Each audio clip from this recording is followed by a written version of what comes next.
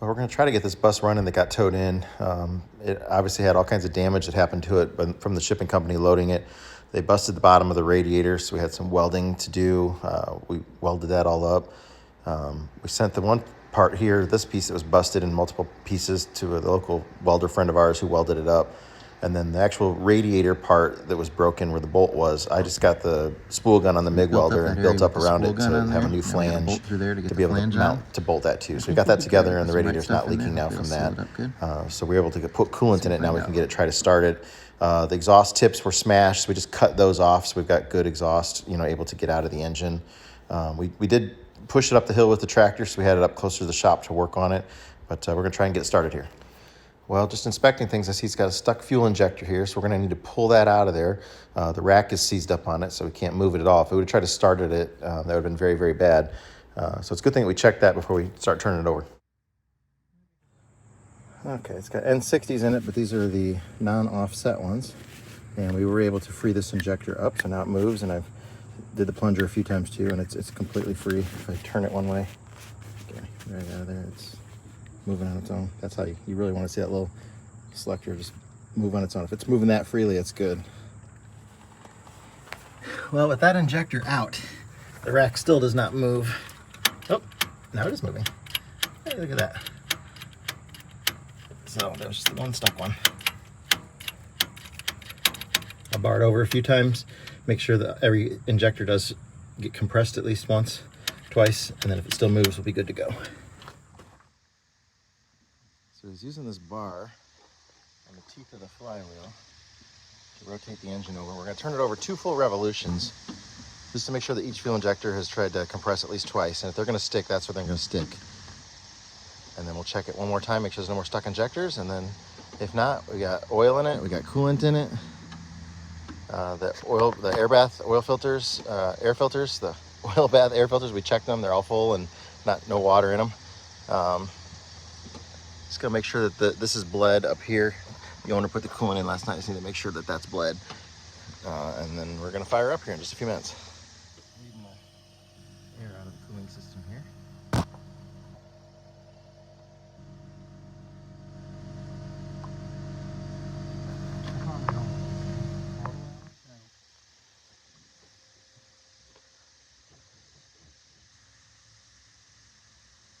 When it turns the switch to on, that thing should go psh, and then the rack should move.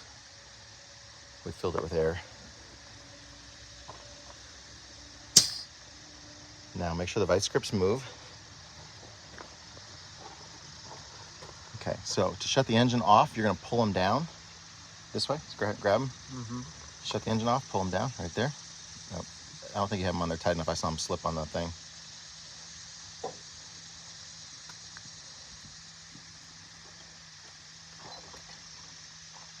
The shifter feels like it's in neutral. Yeah, it was. Okay, got a good grip on there now. Wiggle it again. Yeah, that's the emergency thing is going to be pull it down. But for now, you can just let it hang up there, and it should be good on the spring. Okay, go ahead and hop inside. You're going to try to start it. Don't let it turn over for more than like 5 seconds. And, flip it a little bit. Just let it bump it for a second just to see it turn. Okay, that's good. Okay, go ahead and let me get out of the sun. Okay, let's go.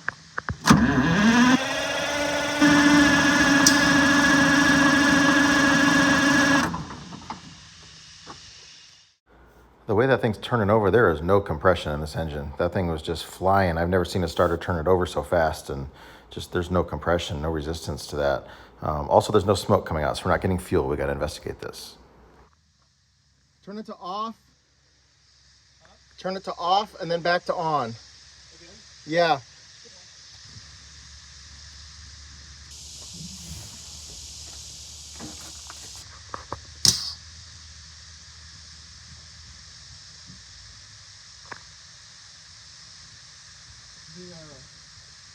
Well, I don't know. I guess the low oil pressure light will always be on when the engine is stopped, right? Yeah, just shut it off again.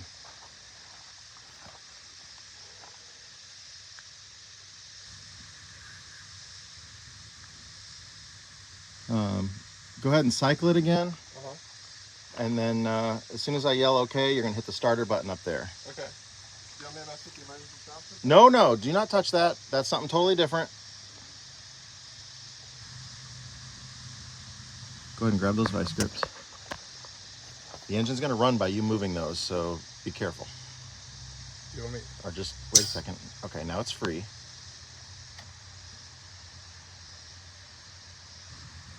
And then go ahead and start. Yep.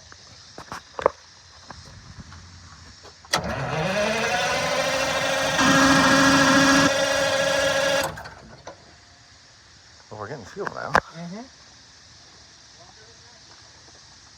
Hang on a second. Did that thing, is it in an off position? Is it tight again on there? I don't think so. I don't think it moved. Yeah, go ahead and try again. Oh, hang on. It just shut it off again. Go turn it back to run. Okay. We're getting fuel this time. It should have fired, but let's go ahead and let's do it again.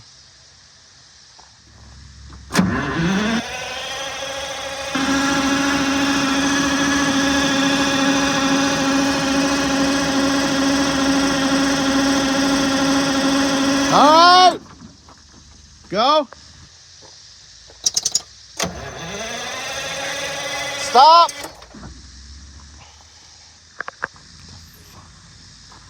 That time I didn't take no time to do it. Turn it off.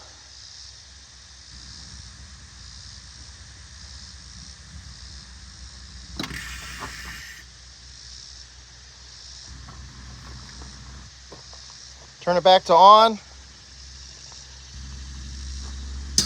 Start it. You ready? Want me to hold them? No. Start it.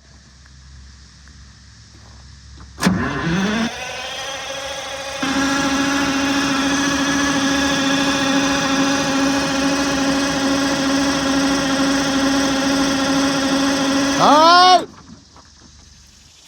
Okay, we're gonna try some spark plug in a can. Go ahead and give it a spray in there. A little bit more. That's good. Vice grips up. Go!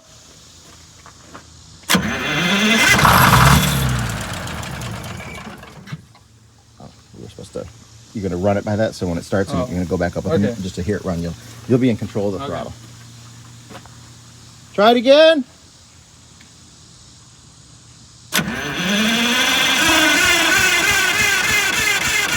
Give it a spray. That's good.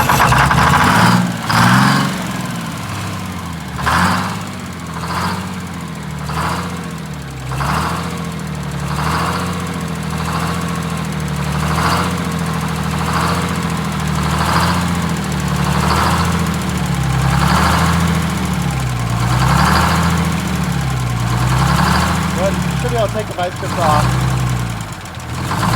Undo them. It'll run. Just unclick them. The weight of the vice grips is trying to come off.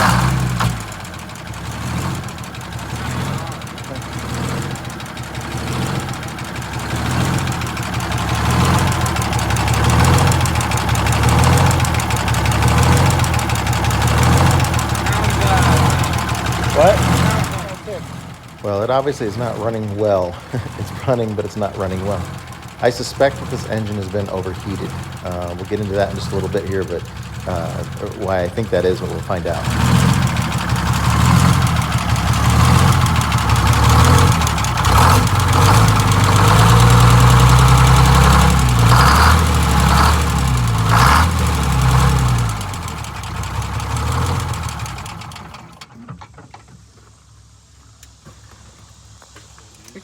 Probably don't, shouldn't, hopefully we're not gonna need that. It's warm now. Just have those vice grips ready if you need them. It's in the off now, isn't it? I believe. Turn it to off. It went back to off though. So I'm having you cycle it again. It's in off right now? Yeah. Okay, then turn it to on. Okay, start it.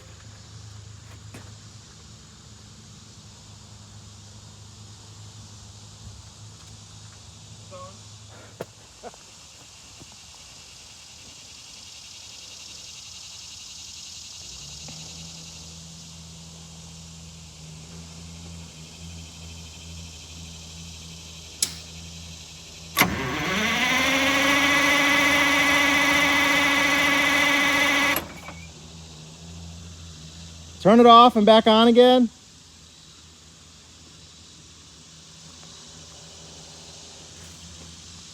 Try it.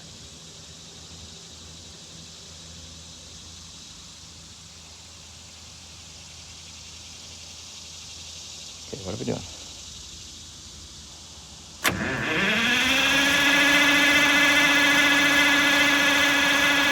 Stop! It's not getting fuel.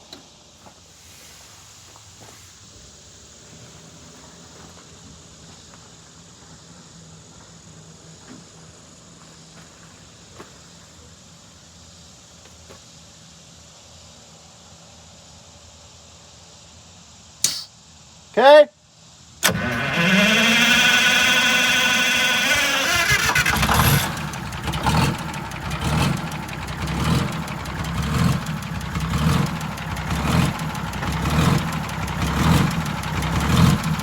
Let's put it in reverse.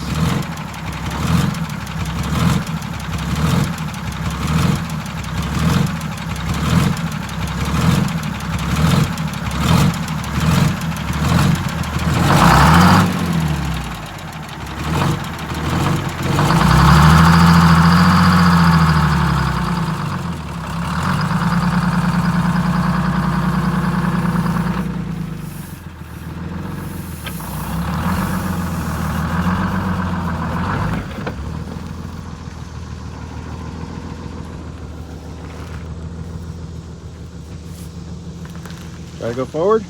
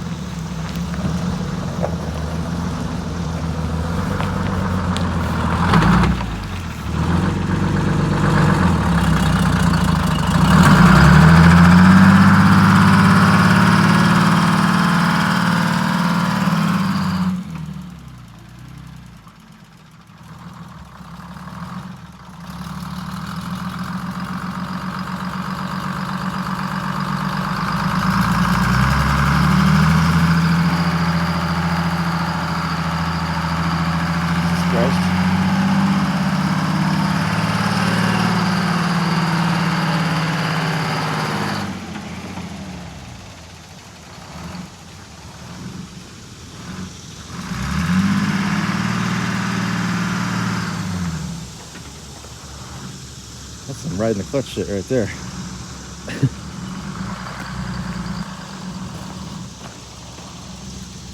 That thing's barely moving.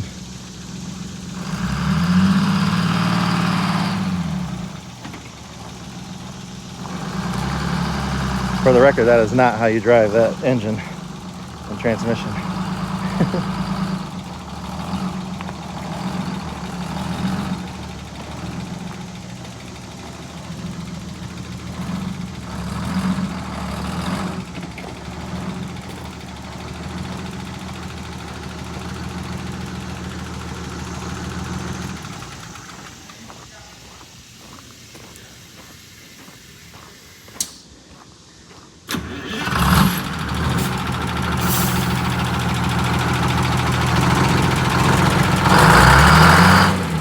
Shit.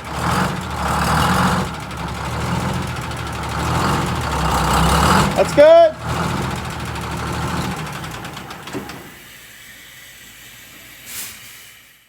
There's a little air over electric solenoid here. Electric signal triggers it.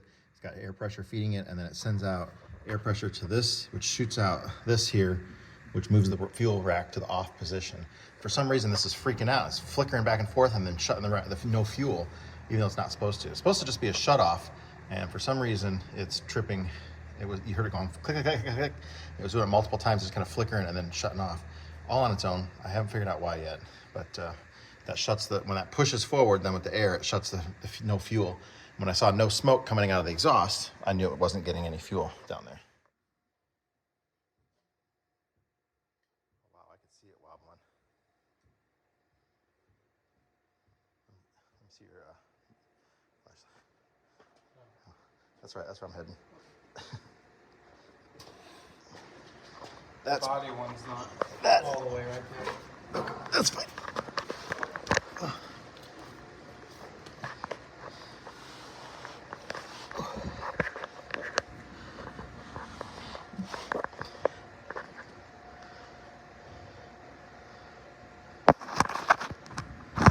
Wiggle it.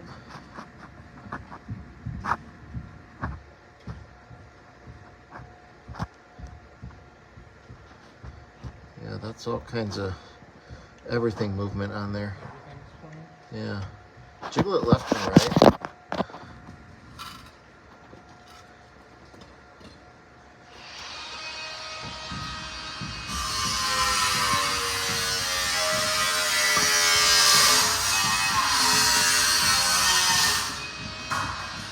Okay, yeah, it's definitely got some play.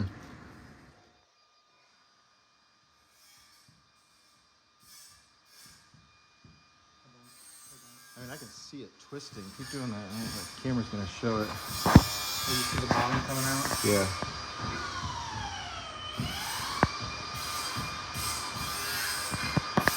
You have your flashlight again. Camber.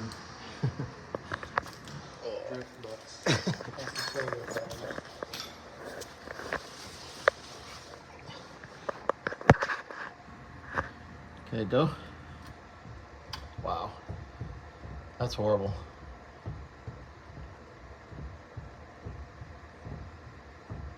That is all bad kingpin. Okay, go ahead and rock it back and forth.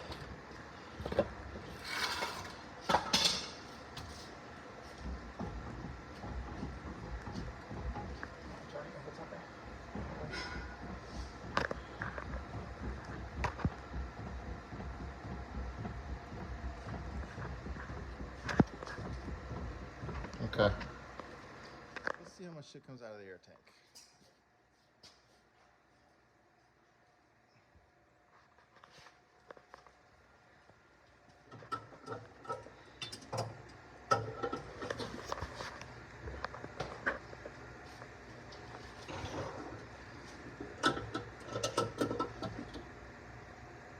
Hello?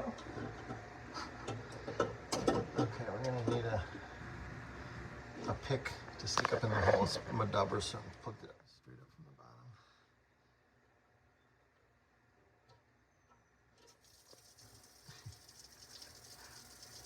Perhaps we should have got a container. You ain't turned that with your fingers.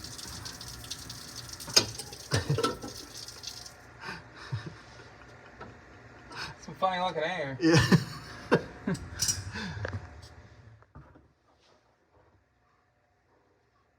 Let's see how much stinky water comes out now.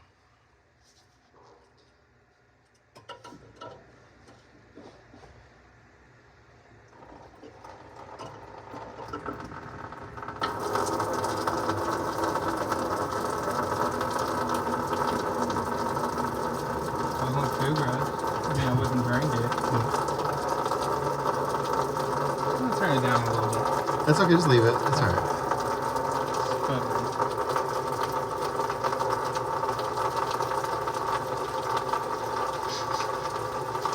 It's got a good prostate.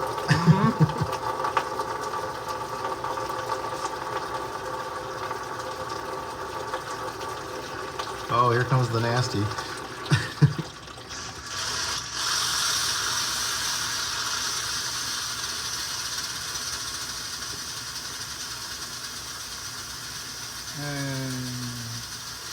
You can go ahead and close it. It's just a little bit of oil coming out now.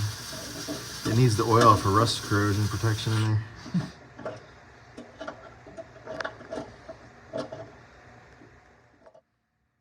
Which way is it pointing? Is it pointing that way? Yeah. Yeah, don't put your face over that way. Matter of fact, I'd come around on this side.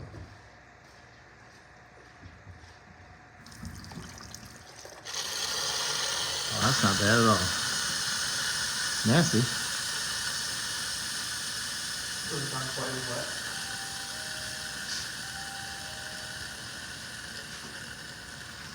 Smells bad though. You can go ahead and close it.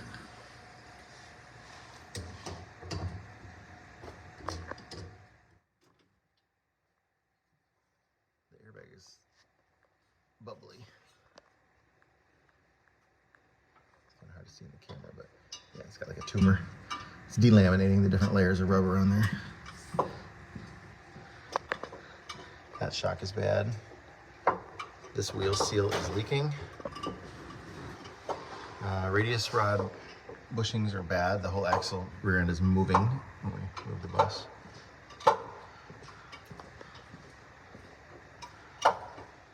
This wheel seal is leaking.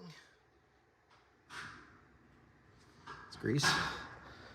These airbags are extremely dry rotted,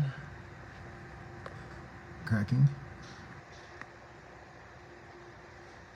Front leveling valve looks relatively new. It is holding air up here.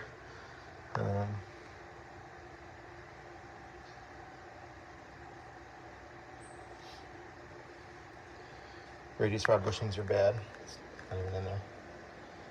So it's been moving.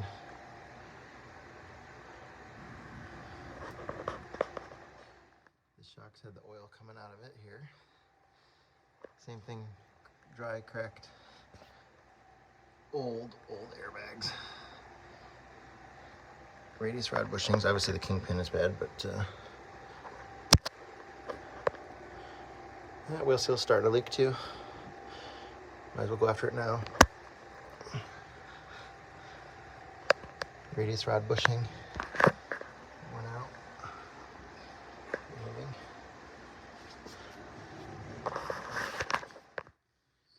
This wheel seal is leaking. You can see the discoloration here on the brake drum. Same thing with the delaminating airbag. It's got a big tumor out there. Radius rod bushing. That shock, you can see the oil coming out on the bottom. It's discolored. And the brakes on this, they're just spring. There's no spring brakes. It's just an air brake, so that should be fixed up, replaced with a modern spring for an emergency. If you lose all your air pressure, you have no way to stop this bus right now. There is a manual drive shaft brake, but it is not working properly. The differential definitely has a leak there. You can see it's been slinging oil everywhere. That's the drive shaft brake there, which we can try to adjust. You can tighten the nut on the end there to draw it up, but those things are very dangerous if you accidentally leave it on, or if you adjust it too tight, it'll start a fire back here. The engine's obviously missing at least one cylinder, if not more. It's very low on compression. You heard it turning over. It was just like whir, whir, whir, whir. There's no compression to it. 80-degree day today. It got down to like 68 last night, but it was 90 degrees yesterday. So internally, the temperature was never that cold in the engine, and it wouldn't even fire without starting fluid. So it's going to need a rebuild. There's a big puddle of oil down there on the ground under Jonathan, as he's on the creeper there. That's all come out of the airbox drain since we parked here. Oh, you ran right through it too, yeah. But this engine's gonna need a rebuild on it. It's definitely weak. The radiator still has a crack in it. Did that stop the drip though, what you did? Yeah. Okay. We put a little patch on a hose that was bad. Definitely a Band-Aid. We just cut a little piece of rubber and put a hose clamp on it with where a hose was leaking through the side. When they loaded this on the trailer, they poked a hole in the hose. There's no radiator shroud on here, so the fan isn't necessarily, it's not being forced to pull air through that radiator to cool the coolant. So it really should have a shroud on there to make sure it'll do that. It's just hoping that it sucks air through there. And plus, Johnson said the radiator is very dirty. Which corner can you not see through? This Down here? front one, Yeah. front bottom. Shine your flashlight through it. I can't see anything.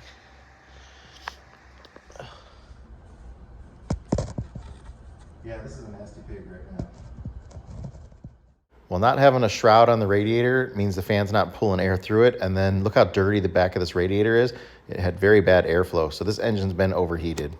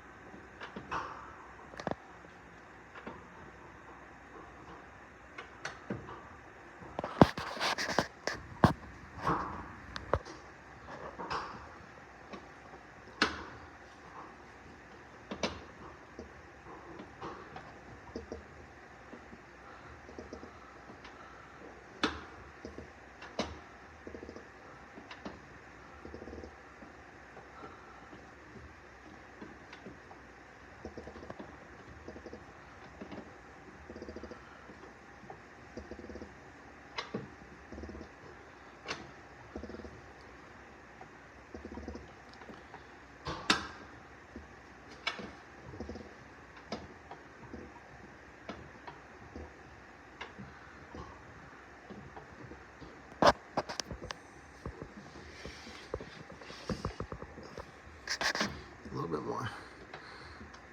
One more time, maybe. One more.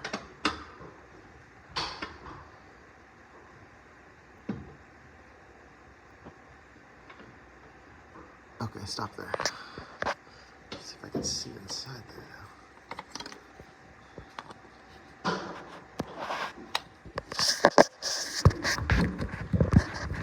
I'm gonna go grab the inspection camera.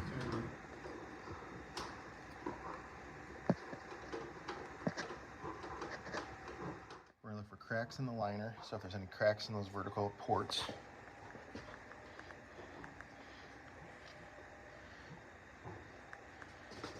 Go ahead and go in between them. Okay, try and tip it up a little so I can see. There's definitely some scoring in there.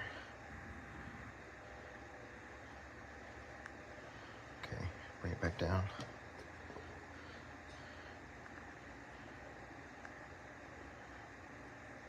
Pan it left or right. Pan it left or right. Can you? Oh, you changed the camera. Yeah, that's facing that way. Which button did you push to do that? The circle one here. And that should look to the left now.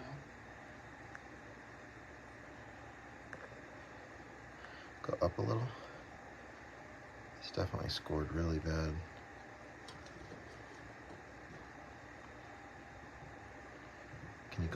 Can you just turn it to the right a little bit? Trying to see the scoring. Yeah, that's really scored. Pan it back down.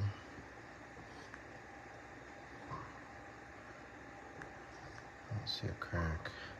Go back up, see if you can point it straight up to the head. You can see the valves up top. You're gonna do that from the front camera? Oh, just press the button? Yeah.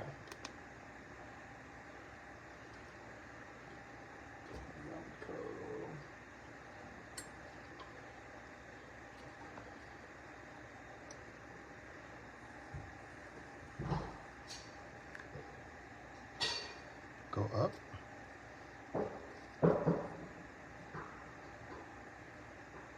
Okay, see the valves must be open on that cylinder right now. I don't see any cracks. Pull it back down just a little bit.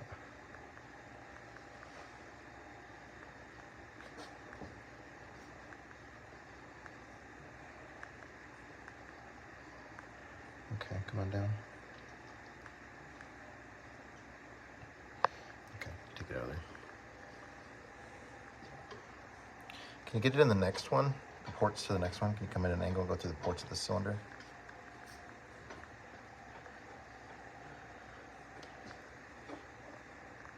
One that's Do I have over. to go through the first cylinder? No, to no, get there? no, it'll be next to it. Yeah, go that way.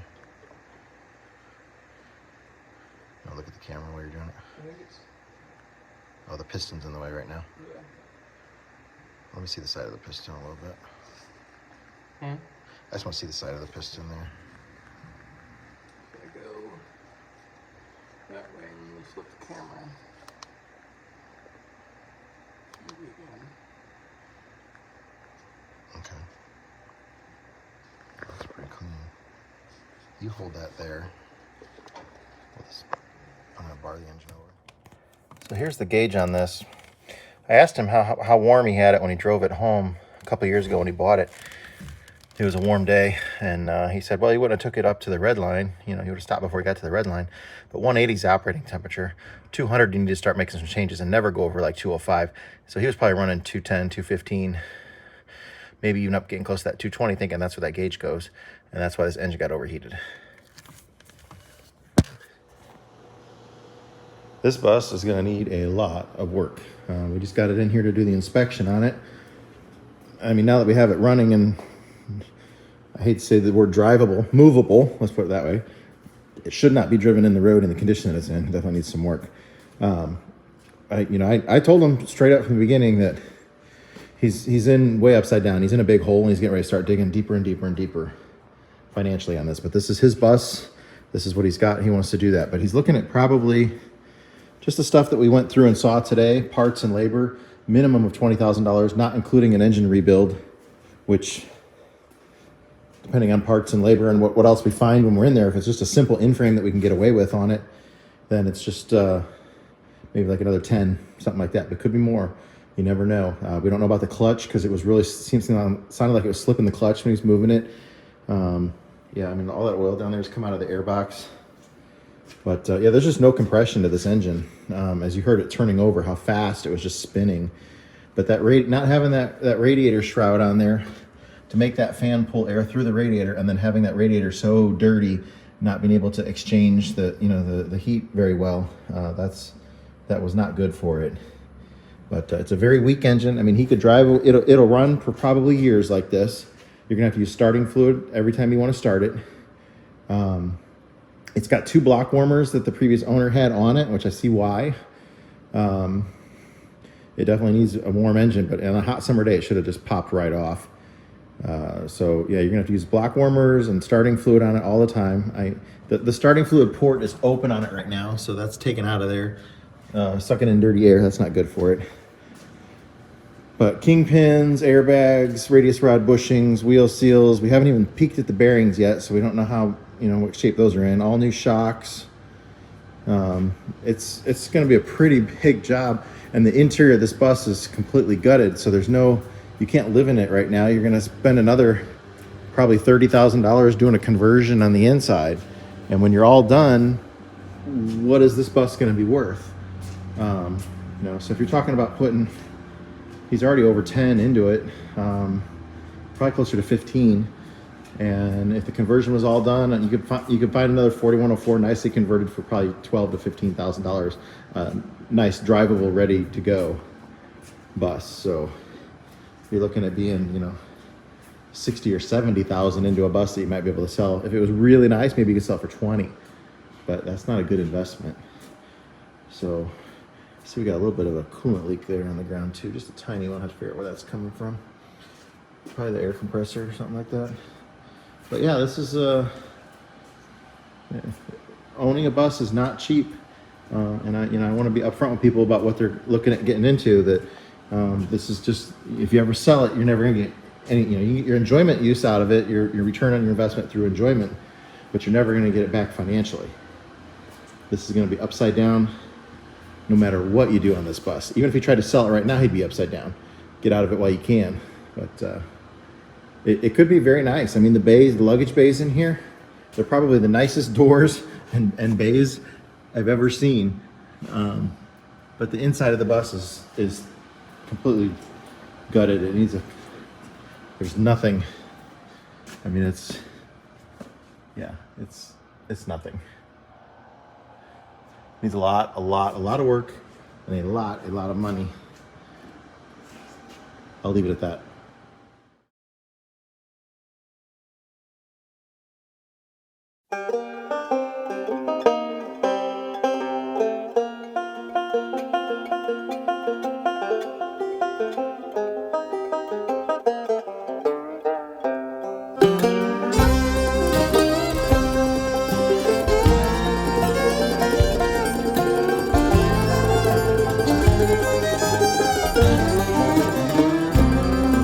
See that white smoke rising up the holler through the trees, and from a mile away you can hear them play as they climb that hill with ease.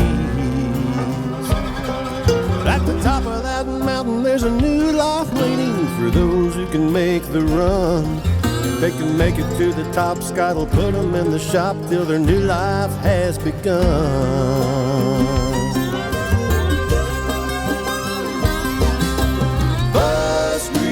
Mountain, where the buses come to run. Bus Grease Mountain, we're gonna get that big job done.